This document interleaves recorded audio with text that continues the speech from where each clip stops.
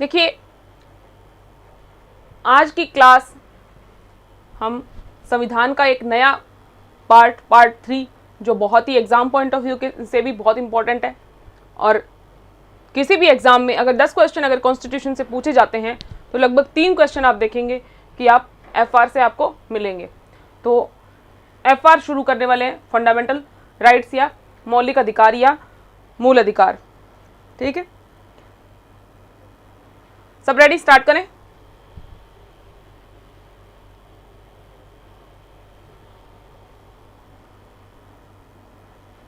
बताइए, स्टार्ट करें, सब रेडी? एक बार आप बता दीजिए।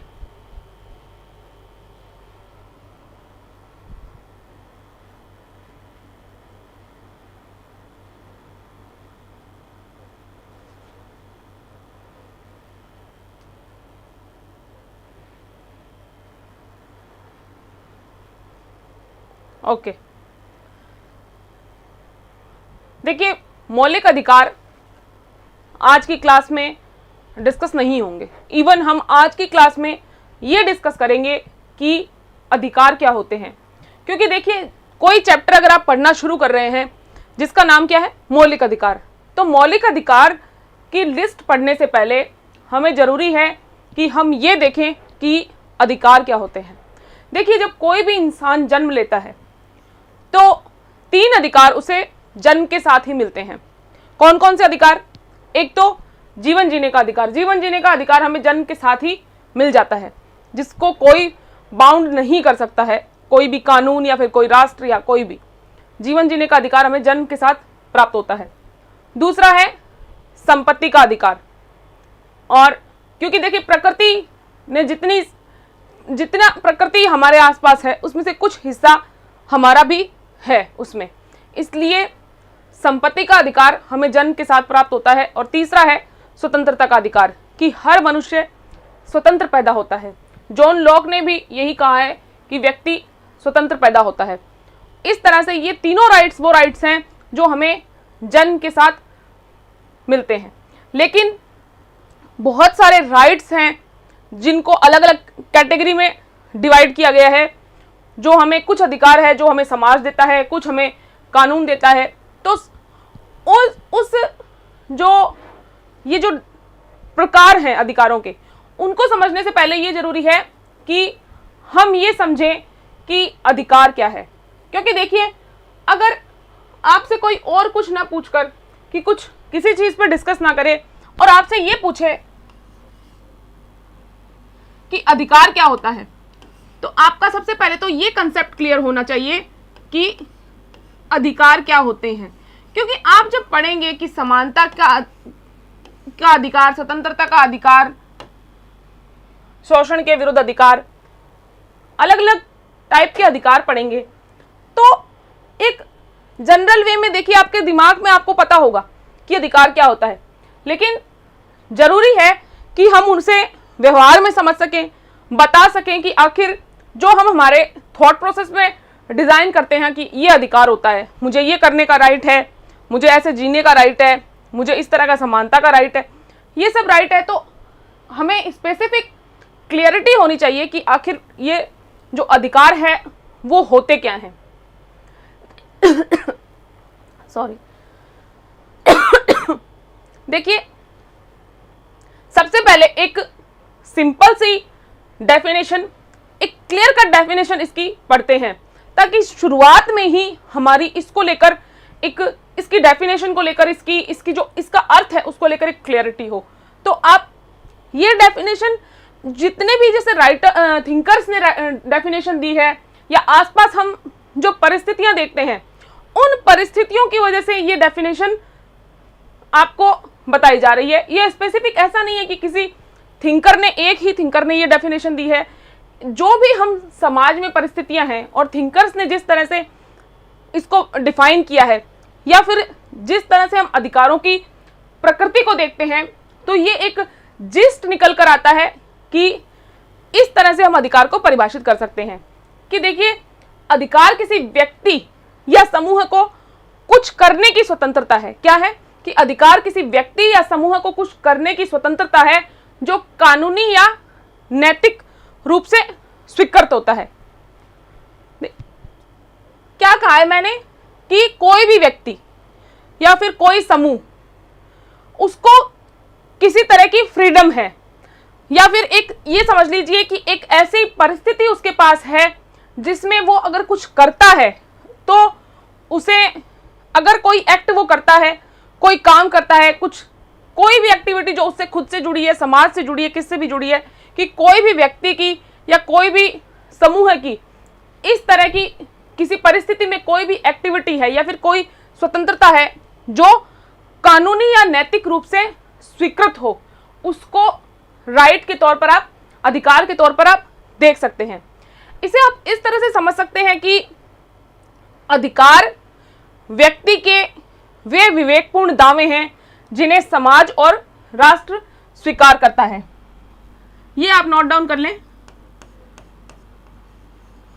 अधिकार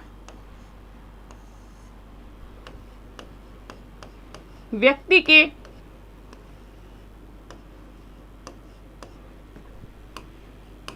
वे विवेकपूर्ण दावे हैं। अधिकार व्यक्ति के वे विवेकपूर्ण दावे हैं जिन्हें समाज और राष्ट्र स्वीकृत करता है।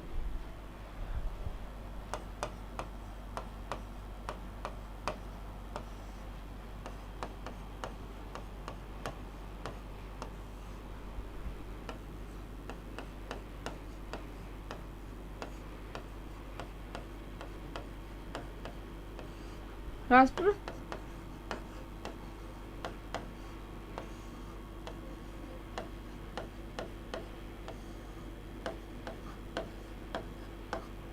करता है। ठीक है, और इसको एक एग्जाम्पल से समझते हैं कि एक ऐसा एग्जाम्पल जिसकी स्थापना टाइम के साथ में हुई है। कि देखिए आपने क्या इसमें देखा है कि अधिकार व्यक्ति के वे विवेकपूर्ण दावे हैं।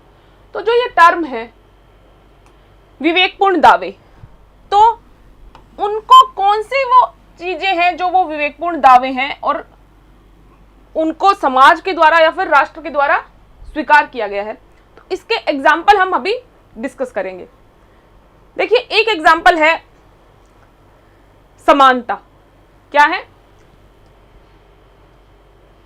समानता।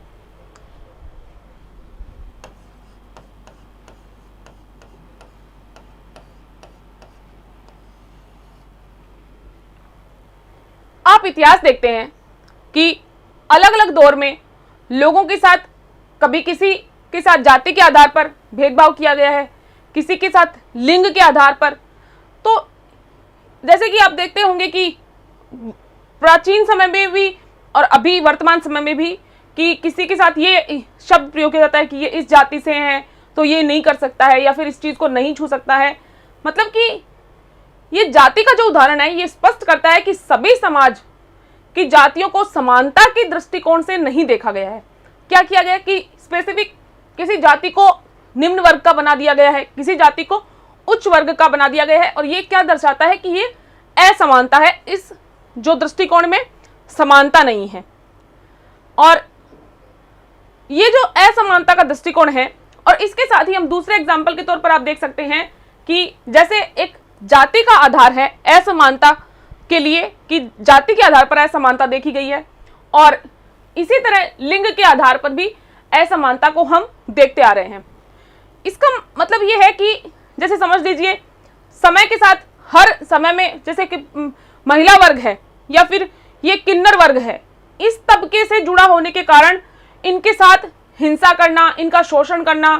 और देखिए बिल्कुल प्रैक्टिकल अप्रोच से इसको देखते हैं कि आप इतिहास में ये सुनते हैं या फिर अभी वर्तमान में भी आप ये सुनते हैं कि महिलाओं के साथ मारपीट होती थी या फिर महिलाओं के साथ मारपीट हो रही है, उनका शोषण होता था या हो रहा है। तो देखिए ये चीज दिखाता है, ये परिस्थिति दिखाती है कि ये जो इतिहास है ये दिखाता है कि असमानता का माहौल था।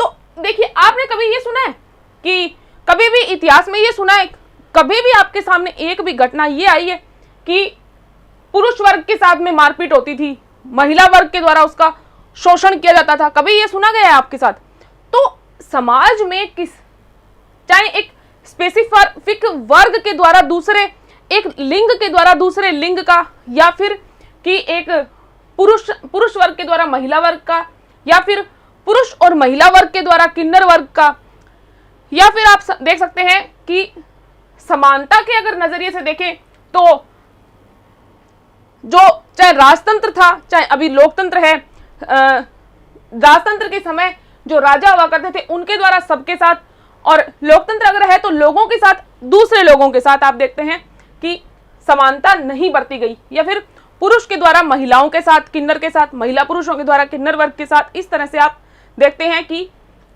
आप असमानता को इस पॉइंट ऑफ व्यू से देख सकते हैं कि असमानता किस तरह से समाज में व्याप्त थी। और प्राचीन समय में आप इसको सिर्फ डिफाइन नहीं कर सकते हैं, आज वर्तमान में भी आप देखते हैं कि 2023 में भी लैंगिक समानता में हमारा देश WEF की रिपोर्ट के अकॉर्डिंग 127 नंबर पे है, और मेरी नज़र में ये रैंकिंग बहुत बुरी है। तो जो मुख्य बिंदु है वो ये है कि ये सब भेदभाव समानता को प्राप्त करने के दावे के तौर पर साबित हुए हैं। कि देखिए, जब असमानता थी तो क्या किया गया कि हमने क्या पढ़ा है कि अधिकार व्यक्ति के विवेकपूर्ण दावे हैं।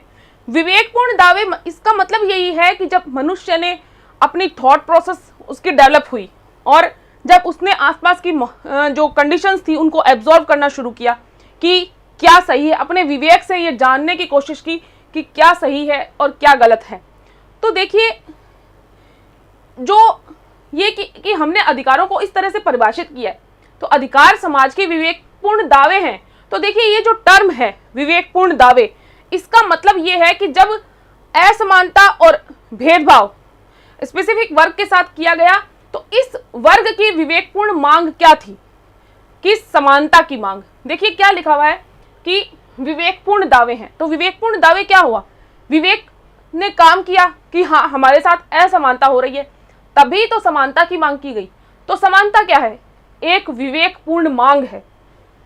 इस डेफिनेशन से आप इस चीज को वेरीफाई कर सकते हैं कि अगर आप अधिकार के तौर पर इसको कहते हैं कि अधिकार व्यक्ति के विवेकपूर्ण दावे हैं जिन्हें समाज और राष्ट्र स्वीकार करता है, तो विवेकपूर्ण दावे किस तरह से, जैसे एक समानता के अधिकार की मांग की गई, तो समानता क्या की अधिकार की जो मांग है वो क्या है, एक विवेकपूर्ण दावा ही तो है। और क्या एक अधिकार है। समझ में आया कि जब इस वर्ग को समानता चाहिए थी, जिसके साथ में समानता नहीं थी, तो जो समानता की मांग की गई तो वो विवेकपूर्ण मांग थी, और वो क्या था, एक अधिकार ही तो था। इसी लिस्ट में हम अन्य अधिकारों को भी देख सकते हैं और ये एनालिसिस कर सकते हैं कि जो भी अधिकार राष्ट्र के द्वारा, समाज द्वारा हमें प्रदत्त है, एक्चुअल में वो हमारे विवेकपूर्ण दावों के उत्तर के तौर पर ही दिए गए हैं, या फिर विवेकपूर्ण दावे जब हमने किए तो उनके बदले में हमें दिए गए हैं, कि जैसे हमने कोई मांग की तो उसके रिजल्ट के तौर पर उसके प्रति हमें दिए गए हैं।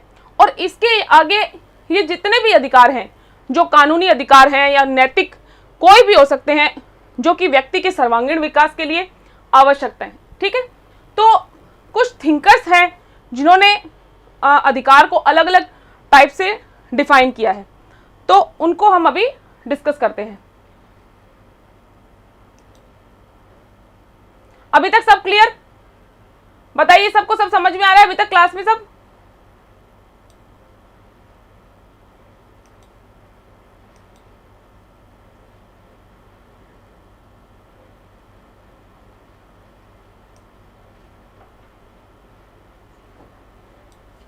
सबको समझ में आ रहा है?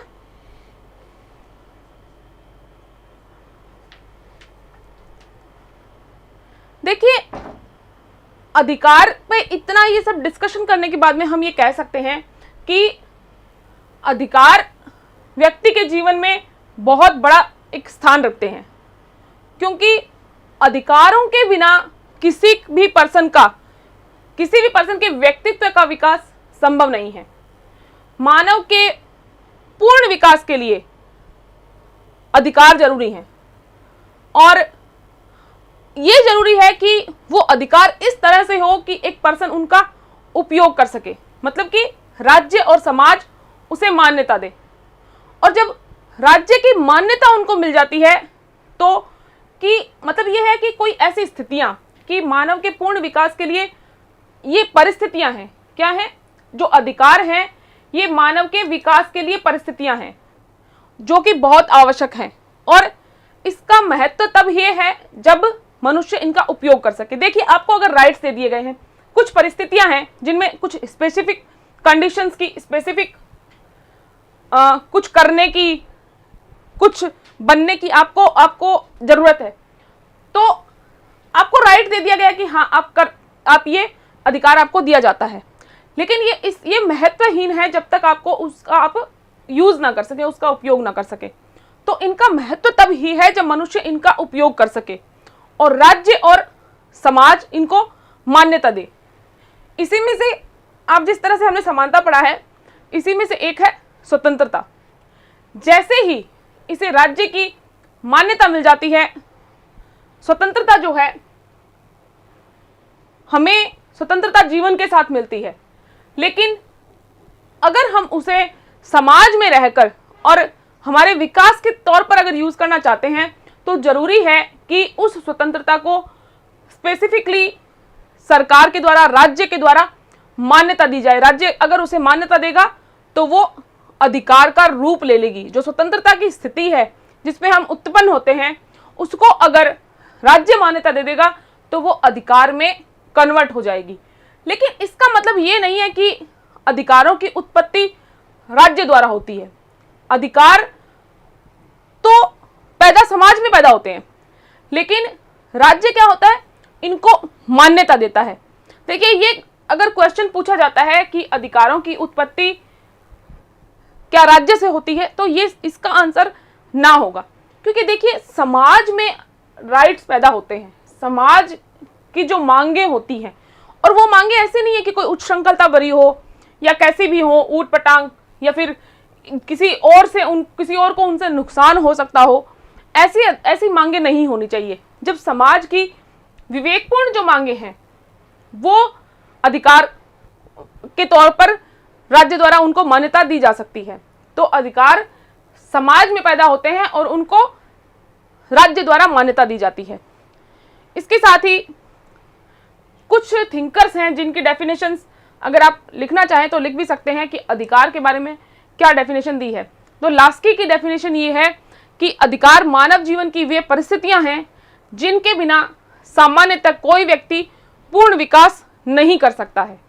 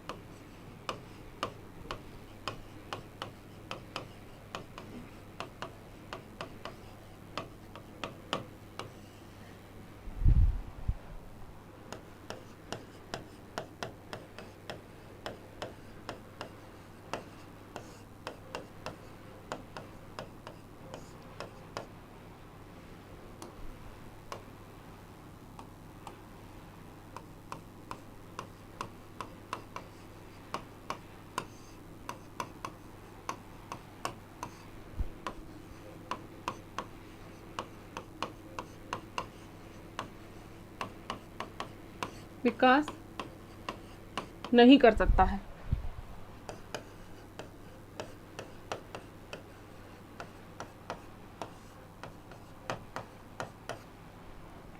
देखिए, ये डेफिनेशन अब जब देखते हैं तो इसमें लिखा है कि अधिकार मानव जीवन की वे परिस्थितियां हैं।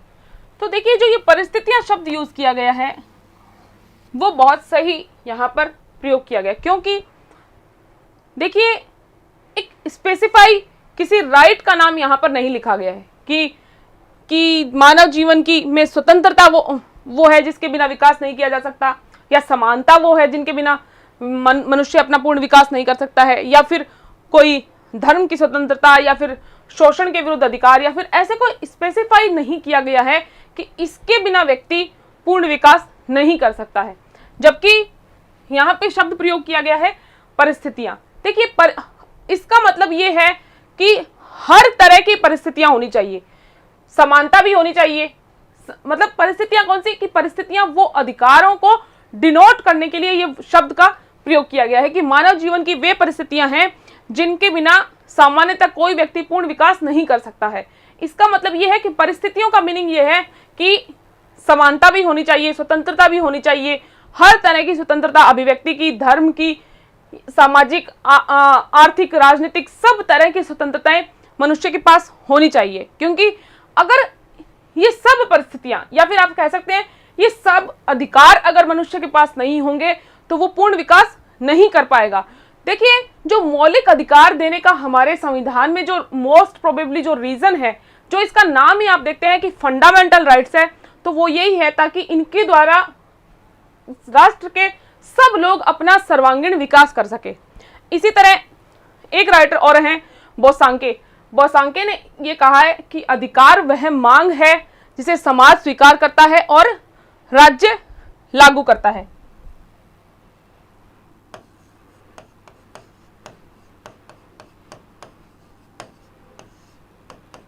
बोसांके ने क्या कहा है कि अधिकार वह मांग है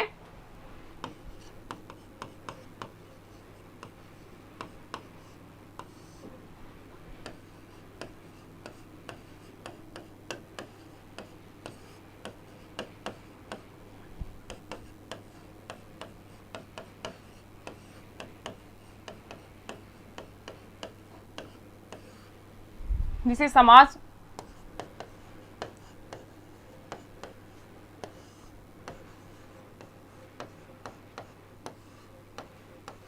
स्वीकार करता है और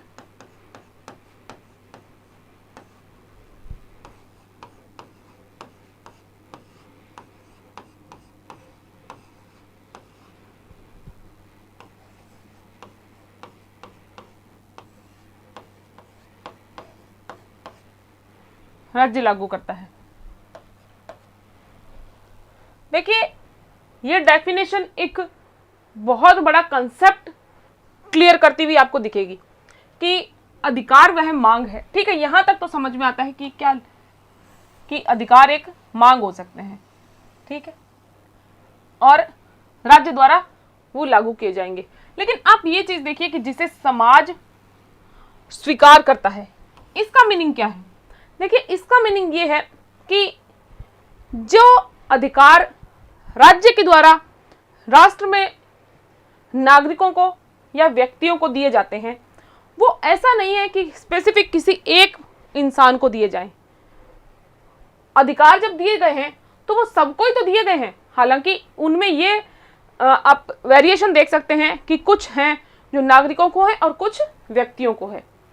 तो इसका मतलब ये है कि अधिकार वो मांग है जिसे समाज स्वीकार करता है। समाज स्वीकार करता है, इसका मतलब ये है कि जब लोगों में आपस में ये एक मत होता है कि हाँ हमें इस चीज की जरूरत है, ऐसा होना चाहिए। तो कोई ऐसा तो है नहीं कि कोई एक इंसान जाके राज्य को कह दे कि मुझे मेरे को ये राइट चाहिए, मेरे लिए ये राइट बनाया जाए, इसका प्रोविजन लाया जाए और मेरे लिए ये राइट बनाया जाए। ठीक है,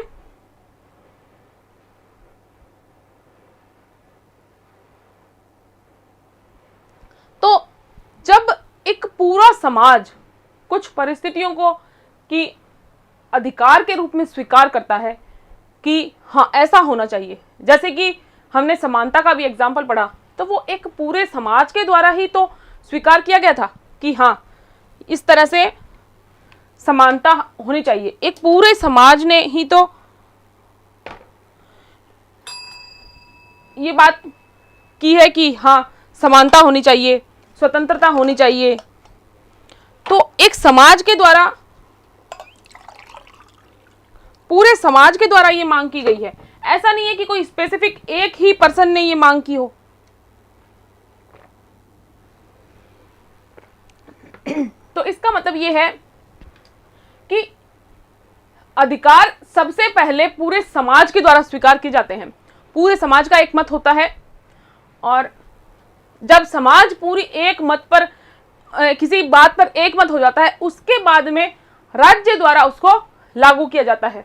तो अधिकार जो है वो ऐसी मांगे हैं जो कोई एक स्पेसिफिक पर्सन की नहीं हो सकती हैं, वो पूरे समाज के द्वारा पहले स्वीकार किए जाते हैं, सबको उनकी आवश्यकता होती है, और उसके बाद में राज्य जब ये स्थिति देखता है या फिर इन मांगों को जब देखता है तो उनको वो लागू करता है। ठीक है, और इसके बाद बारकर की डेफिनेशन ये है, बारकर ने जो अधिकारों के बारे में ये कहा है कि अधिकार न्याय की उस सामान्य व्यवस्था का परिणाम है जिस पर राज्य और उसके कानून आधारित हैं। क्या लिखा है बारकर ने?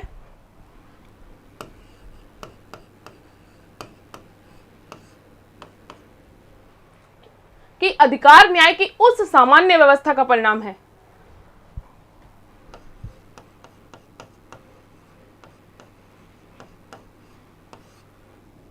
ये दोनों डेफिनेशन ऊपर वाली भी आप लिख लें। अधिकार न्याय की उस सामान्य व्यवस्था का परिणाम है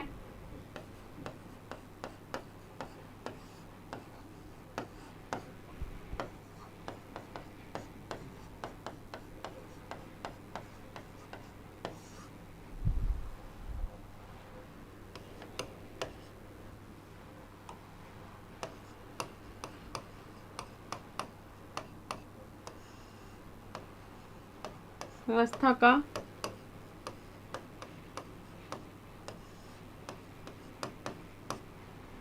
अधिकार न्याय की उस सामान्य व्यवस्था का परिणाम है जिस पर राज्य और उसके कानून आधारित हैं।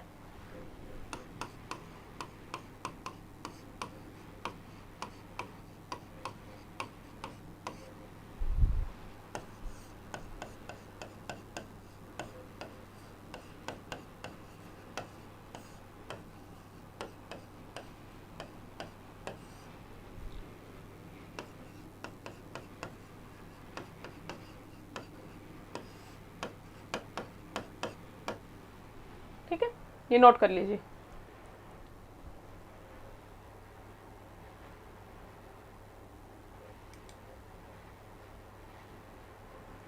देखिए, अधिकार मूलतः व्यक्तित्व के विकास के सबसे बड़े सहायक के तौर पर आप देख सकते हैं कि ये समझें कि अधिकारों का जो आधार है वो स्वार्थ नहीं है। प्रत्येक अधिकार के साथ कर्तव्य जुड़ा होता है, क्योंकि आप स्वयं के लिए जो चाहते हैं वो आपको दूसरों को देना भी होता है। तो इस रूप में अधिकार और कर्तव्य जो दोनों हैं वो एक ही सिक्के के दोनों पहलू हैं। ठीक है, और राज्य ही अधिकारों के उपयोग की उन सम्यक परिस्थितियों को निर्मित करता है कि उन स्थितियों का जो निर्माता है वो राज्य है। जो स्थितियां कहाँ उत्पन्न होती है? समाज में उत्पन्न होती है।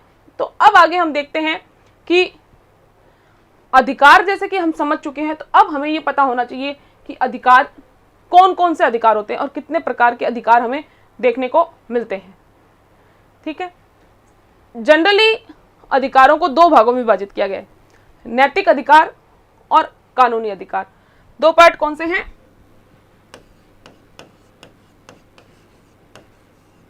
नैतिक अधिकार और दूसरा क्या है?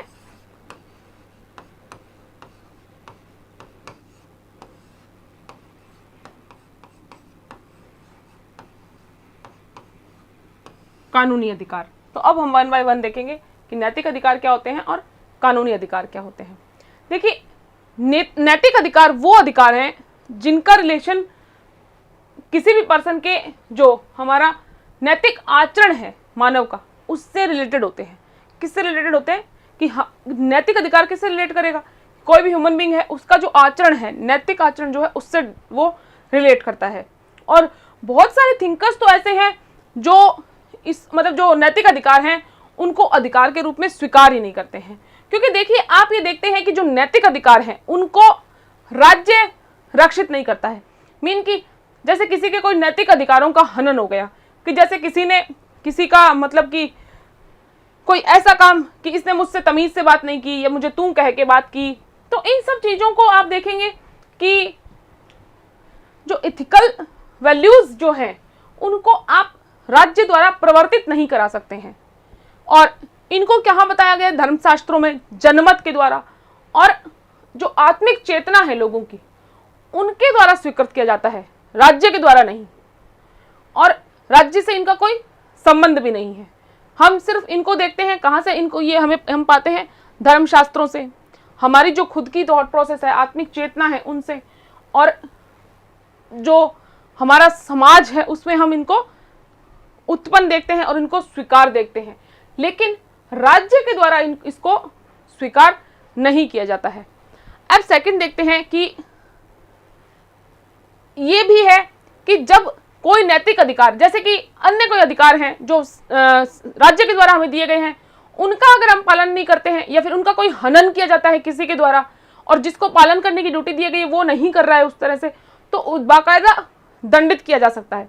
लेकिन नैतिक अधिकार वो हैं अगर उनका पालन नहीं किया जाता है तो किसी तरह की दंड का प्रावधान नहीं किया गया है।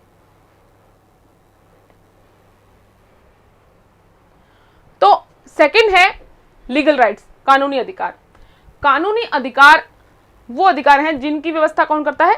राज्य, और जिनका उल्लंघन कानून से ही दंडनीय होता है। देखिए, अगर कोई राज्य आपको व्यवस्था दे रहा है, राज्य अगर आपको कोई राइट दे रहा है, तो अगर किसी भी तरह से किसी के भी द्वारा उनका हनन किया जाता है तो राज्य ने क्या किया है, अगर जो कानूनी अधिकार दिए हैं उनके हनन पर जो पनिशमेंट है उसकी भी प्रोविजंस उसने किए हैं। और कानून का जो संरक्षण है वो इन अधिकारों को प्राप्त होने के कारण इन अधिकारों को लागू करने के लिए राज्य के पास आवश्यक कार्यवाही के प्रोविजंस भी हैं कि, क्योंकि देखिए, अगर कहीं पे दंड व्यवस्था की गई है तो कहीं अगर आपने दंड व्यवस्था को कॉडिफाई किया है तो उसके लिए जरूरी है कि जिस चीज के लिए आप दंड की व्यवस्था कर रहे हैं वो भी कहीं ना कहीं कॉडिफाई हो। इसलिए जब राज्य अधिकार देता है तो उसको बाकायदा लिखा गया है, क्योंकि जो दंड व्यवस्था है वो लिखी गई है। इसी तरह ये एक दूसरे के पूरक हैं, क्योंकि देखिए, नैतिक अधिकार नहीं लिखे गए हैं तो कहीं दंड व्यवस्था भी नहीं लिखी गई है। इसी तरह जो लीगल राइट्स जो हैं, कानूनी जो अधिकार हैं वो बाकायदा लिखे गए हैं। जैसे कि हम देखते हैं कि FR कंप्लीट, आप कॉन्स्टिट्यूशन में जो सबसे बड़ा डॉक्यूमेंट, एक आधारभूत दस्तावेज जो राष्ट्र का है, उसमें इनको लिखा गया है। तो सोचिए, जब इतनी बड़ी जगह इनको अवस्थित किया गया है तो इनके लिए दंड व्यवस्था को भी कॉडिफाई करना जरूरी था। और दूसरी तरफ अगर दंड व्यवस्था को कॉडिफाई किया गया है तो जिस चीज के लिए आप दंड दे रहे हैं उनका भी कहीं ना कहीं राइट डाउन होना जरूरी है।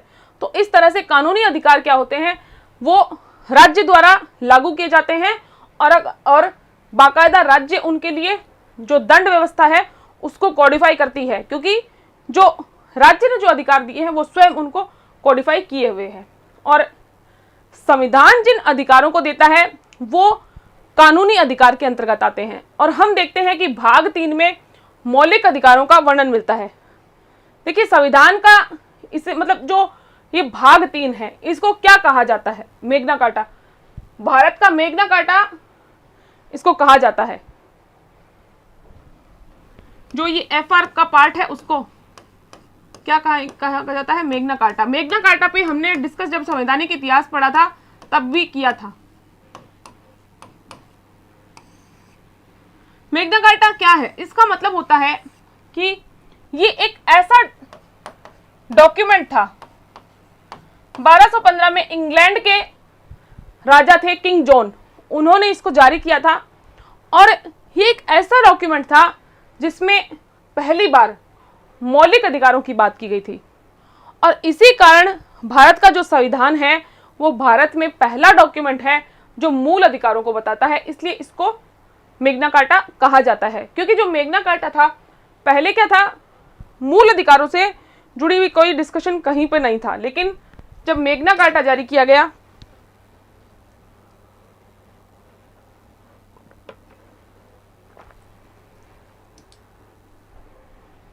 मेग्ना कार्टा एक्चुअल में जारी नहीं किया गया था, एक डॉक्यूमेंट जारी किया गया था जिसमें मौलिक अधिकारों की बात की गई थी और जिसको मेग्ना कार्टा नाम दिया गया था।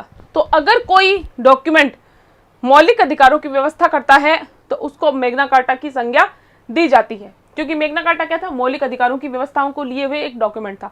और इसी तरह संविधान क्या है, अधिकारों को लिए हुए, मौलिक अधिकारों को लिए हुए एक डॉक्यूमेंट है, इसलिए इसे मैग्ना कार्टा की संज्ञा दी गई है। देखिए, मौलिक अधिकार जब भी डिस्कस किए जाते हैं तब समानता, स्वतंत्रता, धर्म आदि सब पर चर्चा होती है, लेकिन जिन पर सबसे ज्यादा डिस्कस किया जाना चाहिए, जैसे कि क्या है,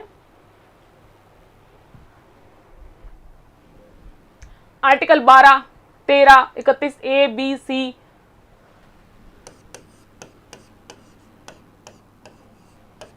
12, 13, 31 के जितने भी पार्ट हैं,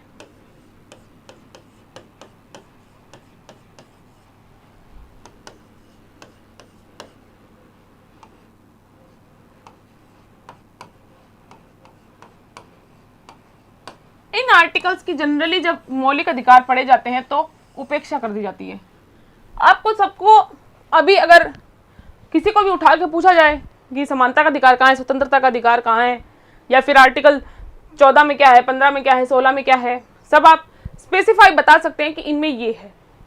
लेकिन अगर आपसे ये पूछा जाए कि 12 में क्या है, तो 12 में सिर्फ आप ये तो जरूर बता सकते हैं कि राज्य की परिभाषा दी गई है, लेकिन एक्चुअल में राज्य होता क्या है और राज्य अपने कंट्री में किन किन संस्थाओं को राज्य का दर्जा मिला है, और दर्जा मिला है तो उनमें ऐसी क्या स्पेसिफिकेशंस हैं कि उनको राज्य का दर्जा दिया गया है।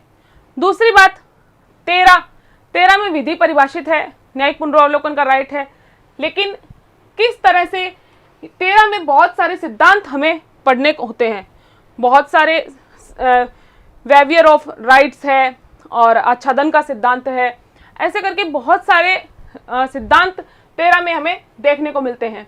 जब कल हम 13 डिस्कस करेंगे तो उसमें हम बहुत सारे सिद्धांत इसके जो इसमें हमें पढ़ने हैं, जो हमें 13 जिनके बिना हमें समझना, या फिर अगर हम 13 पे अगर कोई आंसर राइटिंग करते हैं तो डिटेल डिस्कस के बिना हम वो सब नहीं लिख पाएंगे। इसी तरह से अगर आपसे पूछा जाए कि 31 ए क्या है, 31 बी क्या है, 31 सी क्या है, 33 क्या है, 34 क्या है, तो हो सकता है कुछ बच्चे उनकी हेडिंग भी ना बता पाए।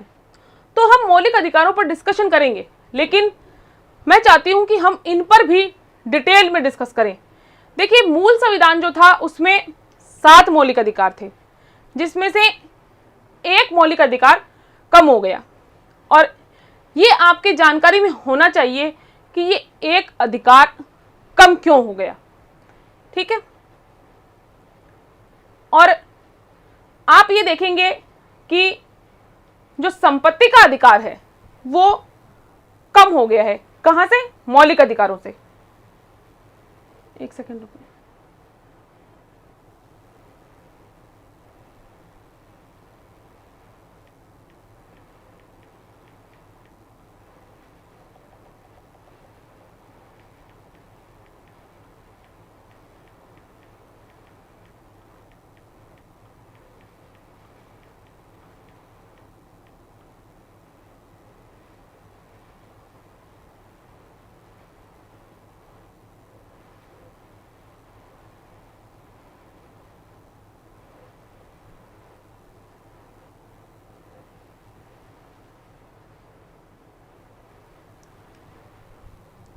देखिए, हम ये डिस्कस कर रहे थे कि हम जब मौलिक अधिकारों पर डिस्कशन करेंगे तो उनमें हम 12, 13, 31 ए, बी, सी, 33, 34 और 35 इन पर भी डिटेल में डिस्कस करेंगे।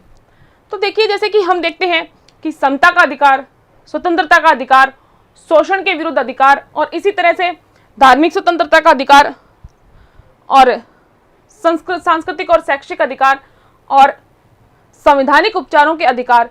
इन अधिकारों के साथ साथ एक अधिकार ये था जो मौलिक अधिकार में ही उस समय अवस्थित था।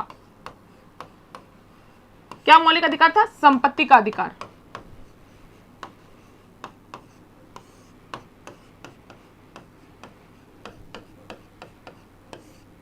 संपत्ति का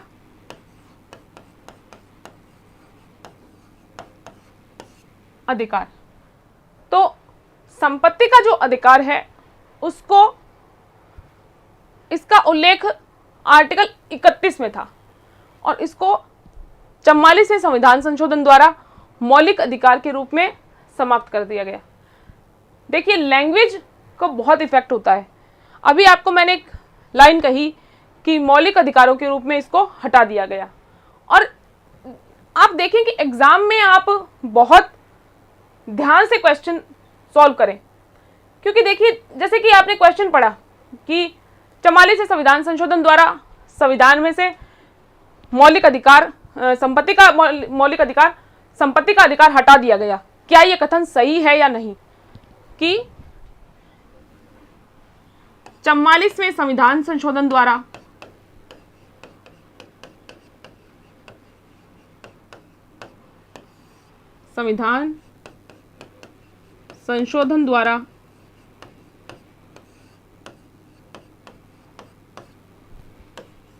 संपत्ति का अधिकार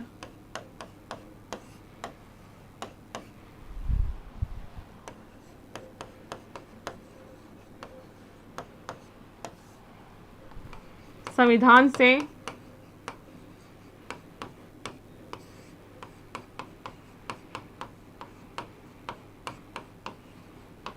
हटा दिया गया, यह कथन सही है या गलत है? तो देखिए, आप ये देखेंगे कि लैंग्वेज किसी भी चीज को बहुत इफेक्ट करती है। इसमें यह लिखा है कि संविधान से 44वें संविधान संशोधन द्वारा इसको हटा दिया गया, लेकिन ये लाइन गलत है।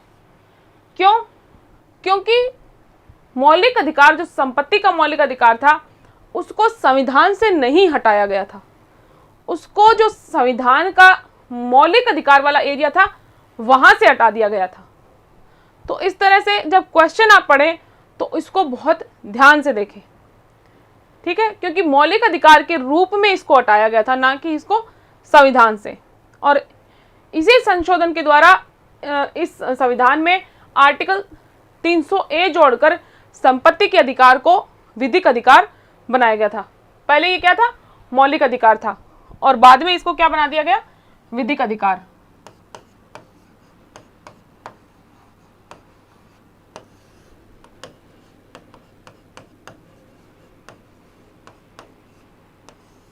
विधिक अधिकार इसको रूप दे दिया गया था, और क्या जोड़ा गया था इस 44वें संविधान संशोधन द्वारा कि 300A जोड़कर इसको विधिक अधिकार की कैटेगरी में रख दिया गया था। ठीक है, देखिए अब आपका क्वेश्चन होगा कि मौलिक अधिकार और विधिक अधिकार में क्या अंतर है, क्योंकि पहले ये क्या था? मौलिक अधिकार था, और बाद में 44वें संविधान संशोधन के द्वारा इसको क्या बना दिया गया? विधिक अधिकार। तो देखिए इसमें जो मुख्य अंतर है कि जब हम छठवां मौलिक अधिकार, कौन सा? संवैधानिक उपचारों का अधिकार पढ़ेंगे, जिसके तहत क्या व्यवस्था है कि अगर मौलिक अधिकारों का हनन होता है तो सुप्रीम कोर्ट में आप याचिका लगा सकते हैं, सुप्रीम कोर्ट को आप आवेदन कर सकते हैं कि मेरे जो फंडामेंटल राइट्स हैं उनका हनन हो रहा है, तो सुप्रीम कोर्ट रिट्स जारी कर सकता है उपचार के तौर पर। क्या है? जो मौलिक अधिकार है उनके हनन पर आप सुप्रीम कोर्ट में जब आवेदन करेंगे तो आपको रिट्स जारी करके उस उपचार प्रदान किया जाएगा। लेकिन जो विधिक अधिकार है उनका अगर वॉयलेशन होता है तो सुप्रीम कोर्ट किसी प्रकार की रिट जारी नहीं कर सकता है। ठीक है, ये मुख्य अंतर है, क्योंकि ये मौलिक अधिकार नहीं है, ये एक विधिक अधिकार है। तो इस विधिक अधिकार के जैसे हम 32 में और 226 में अधिकारों के लिए सुप्रीम कोर्ट के पास जाते हैं कि हमारा ये राइट वॉयलेट हो रहा है, तो हम जैसे ही हमारी समानता का अधिकार, स्वतंत्रता का अधिकार, शोषण के विरुद्ध अधिकार, धर्म की स्वतंत्रता का अधिकार, सांस्कृतिक और शैक्षणिक अधिकार, इस तरह से ये जब राइट्स हमारे वॉयलेट होते हैं तो हम सुप्रीम कोर्ट के पास जाते हैं, और सुप्रीम कोर्ट उपचार के तौर पर बहुत टाइप की जो रिट्स दी हुई हैं संविधान में, उनको किसी न किसी रिट को वो जारी करता है। लेकिन जैसे ही हमारे विधिक अधिकार जो कि 300A में दिया गया है उसका अगर हनन किया जाता है तो हम 32 में और 226 में कोर्ट के पास नहीं जा सकते हैं। ठीक है, क्योंकि ये मौलिक अधिकार नहीं है। और एक केस आप लिख ले, जीलू भाई नान भाई काहर वर्सेस गुजरात राज्य AIR SC 142। इस मामले में हाईकोर्ट ने ये अभिनिर्धारित किया कि अनुच्छेद 300A के अधीन गारंटी किया गया संपत्ति का अधिकार संविधान का आधारभूत ढांचा नहीं है बल्कि एक संवैधानिक अधिकार है। पहले तो आप केस का नाम लिख लें, फिर समझते हैं कि क्या डिक्लेयर किया था। जीलू भाई नान भाई काहर वर्सेस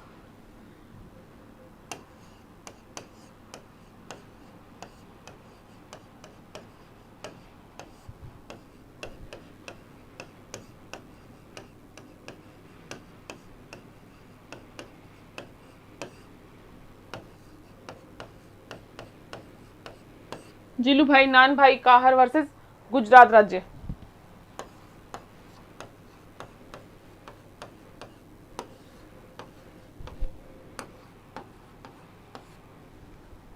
ठीक है,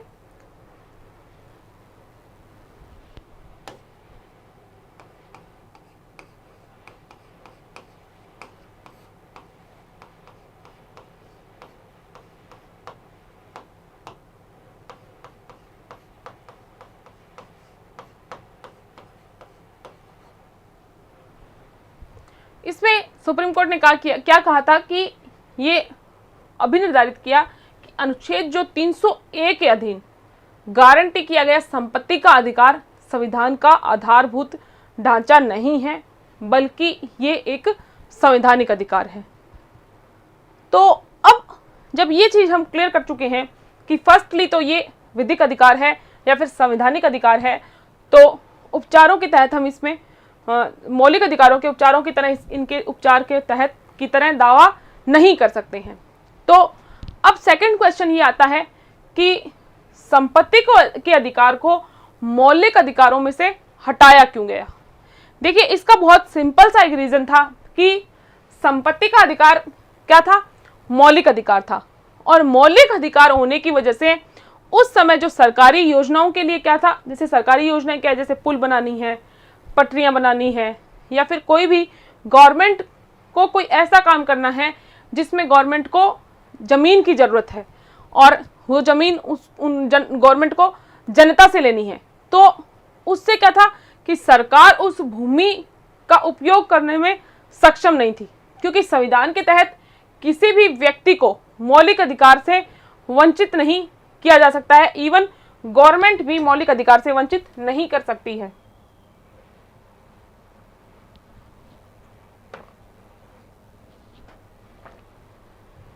इसलिए जो संपत्ति का अधिकार था उसको मौलिक अधिकारों से हटाकर किसमें शिफ्ट कर दिया गया, विधिक अधिकार के तौर पर या फिर संवैधानिक अधिकार के तौर पर।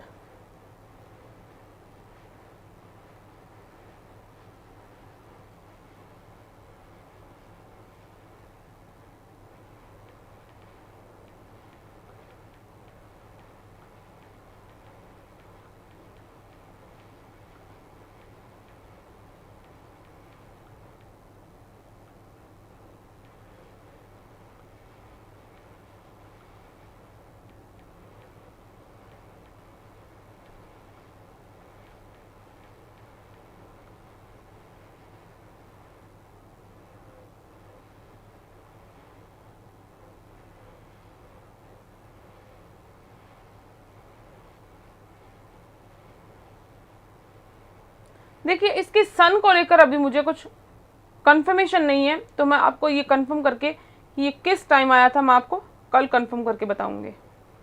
ठीक है,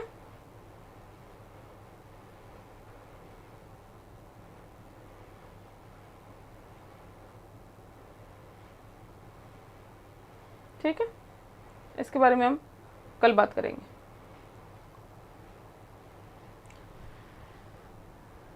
ठीक है, आगे डिस्कस करते हैं।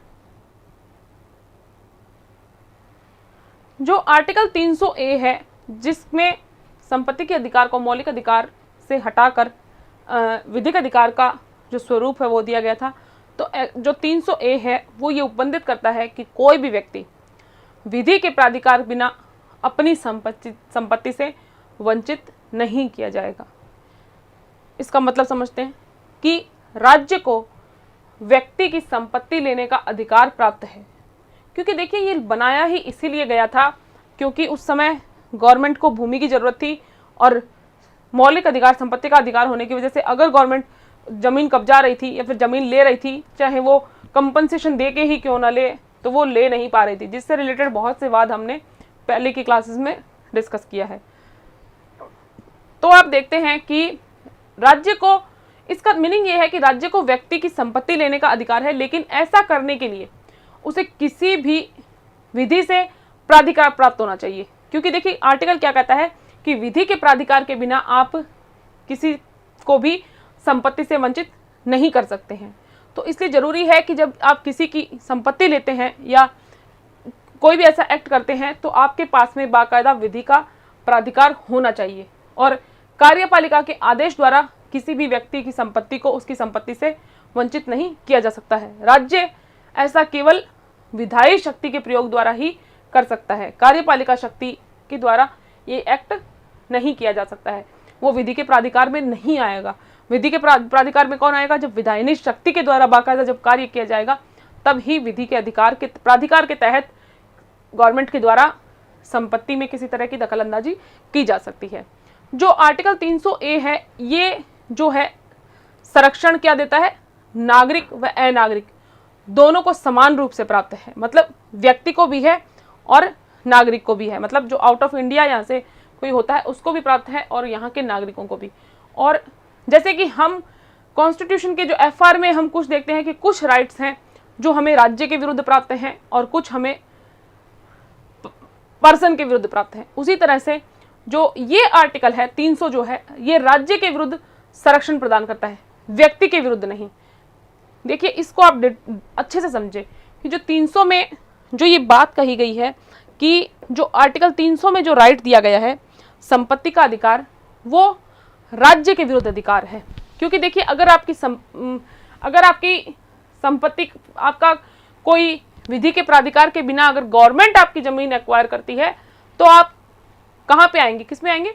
300A में, क्योंकि वहां आपके वर्सेस में कौन है? गवर्नमेंट है। तो ये जो बात है कि ये अधिकार हमें राज्य के विरुद्ध मिला है, इसको इसलिए यहाँ पे बताया जा रहा है कि जैसे अगर कोई ह्यूमन, कोई पर्सन अगर आपकी जमीन एक्वायर करता है विधि के प्राधिकार के बिना, अगर आपको किसी तरह से आपकी प्रॉपर्टी अगर लेता है तो उसमें बाकायदा आप स्पेसिफिक रिलीफ एक्ट में, सिविल प्रोसीजर कोड में उनके तहत दावे करेंगे आप।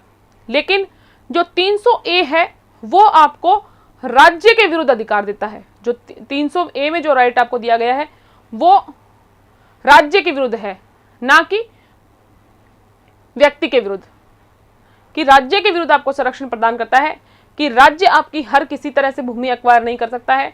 जब राज्य के पास बाकायदा विधि का प्राधिकार होगा तब ही राज्य आपकी भूमि एक्वायर कर सकता है। व्यक्ति के विरुद्ध ये अधिकार नहीं है कि फॉर एग्जाम्पल कोई पर्सन आपकी जमीन हड़प ले तो आप ये नहीं कह सकते हैं कि 300A में आप दावा नहीं कर सकते हैं, क्योंकि जो 300A का जो राइट है वो राज्य के विरुद्ध अधिकार है, ना कि किसी ह्यूमन बीइंग के विरुद्ध। और ये जो डिक्लेरेशन आई थी कि जो 300A का राइट है वो हमें राज्य के विरुद्ध प्राप्त है, ना कि व्यक्ति के विरुद्ध, ये सुप्रीम कोर्ट ने भी इसको डिक्लेयर किया है। आर्टिकल 12 और आगे जाने से पहले हम एक और पॉइंट डिस्कस करते हैं कि ये प्रावधान है कि मौलिक अधिकार राज्य के विरुद्ध प्राप्त होते हैं, और जैसे कि हमने 300 में भी अभी देखा कि हमें ये राज्य के विरुद्ध प्राप्त होते हैं और कुछ होते हैं वो व्यक्ति के विरुद्ध। तो देखिए जो अधिकार राज्य के विरुद्ध हमें प्राप्त होते हैं उनको क्या कहते हैं? मौलिक अधिकार या फिर प्राकृतिक अधिकार या मानवाधिकार। देखिए जब राज्य का निर्माण किया गया तो व्यक्ति ने क्या किया कि देखिए हमने जब राज्य जब उत्पन्न हुआ था या जब राज्य का विकास हुआ था, राज्य नामक संस्था जब अस्तित्व में आई थी, तो हमने देखा था कि लोगों की जो स्थिति थी वो ये थी कि सब आपस में लड़ भिड़ रहे थे, मारकाट कर रहे थे। जो ताकतवर था वो बढ़ रहा था और जो कमजोर था वो खत्म होता जा रहा था। तो इसलिए समाज में शांति व्याप्त करने के लिए राज्य नामक संस्था की स्थापना की गई थी। तो जो ये राज्य नामक संस्था की स्थापना की गई थी उसमें ये है कि सब लोगों ने अपने सारे राइट राज्य नामक संस्था को दे दिए कि अब आप ही हमारे बारे में सब डिसीजन लेंगे। तो अब अगर हमारे राइट्स इनके पास हैं, तो अगर हमें इसके द्वारा दिए जाते हैं राइट्स राज्य के द्वारा और इनका हनन होता है, तो हम किसके पास जाएंगे? राज्य के पास, क्योंकि सारों में से सारे राइट्स राज्य को दे दिए गए और इनमें से जो हमें परिस्थितियों के अकॉर्डिंग चाहिए थे वो राज्य ने हमें वापस कर दिए। तो इनकी उपस्थिति तो राज्य के पास ही थी। तो जब इनका हनन होता है तो हम किसके पास जाएंगे? राज्य के पास। इसलिए जो अधिकार हैं, कुछ मौलिक अधिकार हैं वो हमें राज्य के विरुद्ध प्राप्त होते हैं। ठीक है, और इसके आगे हम देखते हैं कि अधिकारों को हमने डिस्कस किया, कुछ मौलिक अधिकारों को भी हमने देखा अभी कि किस तरह से एक जगह से दूसरी जगह कर दिया गया है। तो इसका आप नाम देखते हैं, क्या लिखा है? मौलिक अधिकार। अधिकारों के साथ एक नाम जोड़ दिया गया है, मौलिक। तो मौलिक का मीनिंग क्या है, या फिर जब FR लिखे गए तो मौलिक शब्द क्यों प्रयोग किया गया, या फिर फंडामेंटल राइट जो आप इसको देखते हैं कि फंडामेंटल शब्द क्यों यूज में लाया गया? देखिए, इसका शाब्दिक अर्थ ये है कि मूल तत्व या फिर असली या फिर वास्तविक। देखिए, ब्रिटेन के संविधान में जो है बिल ऑफ राइट्स है। क्या है? Bill of rights. उनको क्या कहा गया है? मूल अधिकार कहा जाता है। तो जो ये मौलिक शब्द का यूज किया गया है वो इसलिए किया गया है क्योंकि इसका जो मतलब है वो है मूल, कि किसी भी मनुष्य के सर्वांगीण विकास के लिए इनका होना जरूरी है। अगर ये नहीं होंगे, मतलब ये फंडामेंटल्स हैं विकास के।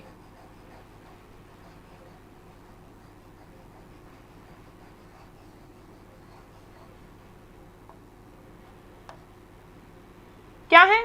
फंडामेंटल्स हैं ये, कि मूल आधार हैं ये, कि अगर किसी का भी विकास पर्सन का होगा कि वो समाज में हर तरह से खुद को स्थापित कर सके, तो उसको जरूरत होती है कि उसके पास ये अधिकार हो। मतलब ये मूल अधिकार या फिर मौलिक अधिकार, इनको नाम इसलिए दिए गए हैं कि हर पर्सन के पास में ये अधिकार तो होने ही चाहिए ताकि वो अपना सर्वांगीण विकास कर सके, समाज में हर पूरी तरह से विकसित हो सके। ठीक है, और जबकि देखिए जैसे कि ब्रिटेन में इनको क्या कहा गया है? बिल ऑफ राइट्स को मूल अधिकार कहा जाता है, जबकि जहां से हमारे मूल अधिकारों की प्रेरणा थी, मतलब ली गई थी, कि अमेरिका में इन अधिकारों को, जैसे हमारे राष्ट्र में इनको मौलिक अधिकार कहा जाता है, फंडामेंटल राइट्स कहा जाता है, तो अमेरिका में जहां से हमने ये प्रेरणा ली है वहां पर इनको प्राकृतिक और अप्रतिदेय अधिकार के रूप में स्वीकार किया गया है। क्या कहा गया है? प्राकृतिक और अप्रतिदेय अधिकार। तो भारत में जो है, जैसे कि बिल ऑफ राइट्स है, वहां पर प्राकृतिक अधिकार माना गया है, तो भारत में मूल अधिकार कहाँ है? संविधान द्वारा प्रदत्त विशेष अधिकार हैं, और इसमें उन आधारभूत अधिकारों का समावेश किया गया है जो व्यक्ति के व्यक्तित्व के विकास के लिए बहुत जरूरी हैं। इस प्रकार जो मूल अधिकार हैं वो जो है वो वे राइट्स हैं जो व्यक्ति के जीवन के लिए मूलभूत होने के कारण संविधान द्वारा नागरिकों को प्रदान किए गए हैं। देखिए, जो मैं आपको बोल रही हूं कि इसका नाम मौलिक क्यों रखा गया है, क्योंकि ये जो अधिकार हैं वे व्यक्ति के जीवन के मूलभूत होने के कारण, मूलभूत क्या, इसका मीनिंग क्या है कि नागरिकों के पूर्ण विकास के लिए इनको दिया गया है। जनरली व्यक्ति के इन अधिकारों में ना राज्य भी हस्तक्षेप नहीं कर सकता। और इसके अलावा मूल अधिकारों के बारे में जो एस राधाकृष्णन थे, उन्होंने कहा था कि यह हमारे लोगों के लिए, जो हमारे लोग हैं उनके लिए एक प्रतिज्ञा है तथा सभ्य विश्व के साथ किया गया समझौता है। ये यूपीपीसीएस 2021 में पूछा भी गया था। ये लाइन देखे कि ये किसके द्वारा कही गई है, तो ये एस राधाकृष्णन ने कहा था कि हमारे जो मूल अधिकार हैं यह हमारे लोगों के लिए एक प्रतिज्ञा है तथा सभ्य विश्व के साथ किया गया एक समझौता है।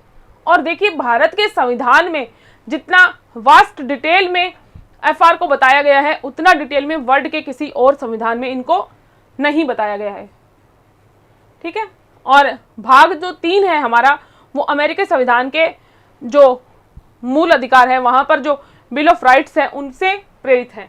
हालांकि भारतीय संविधान द्वारा अपने नागरिकों को बहुत व्यापक स्तर पर दिए गए हैं अधिकार, और ये मतलब और जो ये अधिकार हैं ये राज्य के कृत्य हैं उनके विरुद्ध एक तरह की गारंटी है कि आपको ये राज्य के विरुद्ध प्राप्त होते हैं, लेकिन ये ऑब्सोल्यूट नहीं है, मतलब कि आत्यंतिक नहीं है। राज्य को मतलब ऐसा नहीं है कि अगर राज्य ने अपने विरुद्ध ये अधिकार आपको दिए हैं तो ऐसा नहीं है कि आपके पास ये कंप्लीटली आपके पास है और राज्य इन पर किसी तरह का निर्बंधन नहीं लगा सकता है। जब आपको राइट्स दिए गए हैं तो राज्य के पास ये अधिकार भी है कि वो मूल अधिकारों पर राष्ट्रहित में और लोकहित में निर्बंधन लगा सकता है। ये बाकायदा राज्य ने अपना ये सेवेज रखा है कि अगर आपको अधिकार दिए गए हैं तो राज्य के पास ये राइट भी है कि वो आपको निर्बंधन लगा सकता है। किन आधारों पर? राष्ट्रहित में और लोकहित में। देखिए, सामान्यतः क्या होते हैं, मूल अधिकार राज्य के विरुद्ध नागरिकों को प्रदान किया गया है, किंतु कुछ मूल अधिकार हैं जो व्यक्तियों के विरुद्ध भी प्रदान किए गए हैं, जैसे कि 15(2), अनुच्छेद 17, अनुच्छेद 23, 24, इनके अंतर्गत जो मूल अधिकार हैं वो व्यक्तियों के विरुद्ध है। क्या है? व्यक्तियों के विरुद्ध है, क्योंकि आप देखेंगे कि संविधान द्वारा कुछ मूल अधिकार हैं जो केवल नागरिकों को दिए गए हैं, जैसे कि 15, 16, 19, 29, 30, ये क्या है? सिर्फ और सिर्फ नागरिकों को दिए गए हैं। और आपात के समय जैसे हम देखते हैं कि राष्ट्रपति जो आर्टिकल 20 है, आर्टिकल 21 है, इनके सिवाय अन्य जितने भी हैं आर्टिकल 20 और 21, ये इनका हनन नहीं होता है या फिर इनको अब्लिश नहीं किया जा सकता है, लेकिन इसके अलावा जितने भी मूल अधिकार हैं उनको निलंबित किया जा सकता है। देखिए, यही तो राज्य ने अधिकार देते हुए अपने पास ये राइट रखा है कि एक तो वो 2 आधारों पर इनको निर्बंधित कर सकता है।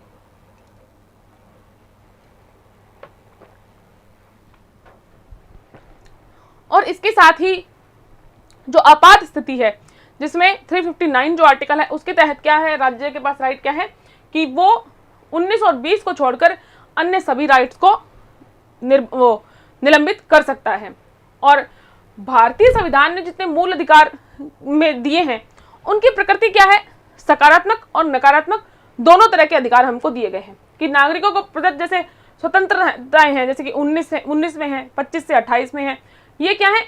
सकारात्मक प्रकृति की है कि ये अधिकार हैं। आप ये पढ़ेंगे 19 में और 25 से 28 के बीच में आप ये देखते हैं। और नकारात्मक मूल अधिकार मतलब कि राज्य की शक्ति पर निर्बंधन के रूप में है कि वो राज्य के विरुद्ध हमें प्राप्त है। कैसे कि जैसे कि 14 देख लीजिए कि किसी तरह का भेदभाव नहीं करेगा, 15 देख लीजिए कि व्यक्ति या फिर राज्य को भेदभाव नहीं करेगा, 16 देख लीजिए, 21 देख लीजिए, ये सब क्या है? नकारात्मक परिभाषा लिए हुए हैं। उसी तरह से जब आप देखते हैं कि 19, 25, 28 इस तरह से स्वतंत्रता होगी, इस तरह से स्वतंत्रता होगी, ये स्वतंत्रता होगी, तो ये क्या है? सकारात्मक है, जो देने की बात करते हैं कि इस तरह से ये राइट्स आपको हैं। और जबकि जो नकारात्मक डेफिनेशन लिए हुए हैं वो क्या है? 14, 15, 16, 21 कि इस तरह से राज्य नहीं करेगा, तो ये क्या है? नकारात्मक है। और मूल अधिकार क्या है? न्याय योग्य है। न्याय योग्य है इसका मतलब क्या है कि इनको न्यायालय द्वारा लागू करवाया जा सकता है। इसमें क्या है कि संसद विधि द्वारा किसी प्रकार की कमी नहीं कर सकती है। और यह भी है कि मूल अधिकारों का अद्यतन नहीं किया जा सकता है। तो देखिए, मोटे तौर पर जो अधिकार क्या हैं या फिर हमारे संविधान में जो अधिकार दिए गए हैं उनकी प्रवृत्ति क्या है, उनकी प्रकृति क्या है, किस तरह से 7 मौलिक अधिकारों में से एक अधिकार को हटाकर विधिक अधिकार के तौर पर स्थापित कर दिया गया है। तो एक जो फ्रेमवर्क की जरूरत हमें है अधिकार पढ़ने के लिए, वो हम आज की क्लास में हमने डिस्कस किया है। तो आज की क्लास से आपको ये एक आधार, आपके एक फ्रेम आपके दिमाग में बन गया होगा कि जिनको हम पढ़ने जा रहे हैं, जिनके बारे में हम आगे आने वाली लगभग 10 क्लासेस में डिस्कस करेंगे, वो आखिर क्योंकि देखिए हम पूरे आगे 10 क्लास में क्या डिस्कस करने वाले हैं कि सिर्फ और सिर्फ हमारे डिस्कशन का मुद्दा क्या रहेगा, अधिकार। हर क्लास में सिर्फ और सिर्फ हम अधिकार शब्द के ही इर्द गिर्द घूमते रहेंगे। तो आज की क्लास सिर्फ और सिर्फ इसको डिनोट इसलिए की गई है ताकि आपके दिमाग में एक पिक्चर बन जाए कि आखिर जिस चीज़ पे हम डिस्कस करने वाले हैं या फिर इस भाग 3 में जिसको इतना इम्पोर्टेंट माना जाता है उसका मीनिंग क्या है। इसलिए ये सारा डिस्कशन आपके साथ किया गया है। और अब अच्छे से कल से हम राज्य की परिभाषा के साथ जो मूल अधिकार हैं उनको शुरू करेंगे। सबको आज की क्लास में जितना भी डिस्कशन हुआ उसमें सब क्लियर?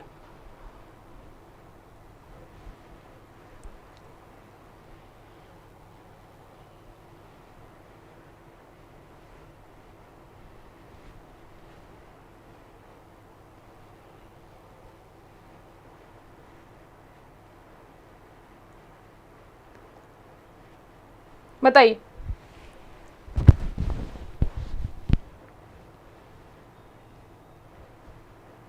ओके, अब देखिए कहीं ना कहीं आपको ये समझ में आ गया होगा कि अधिकार क्या होते हैं।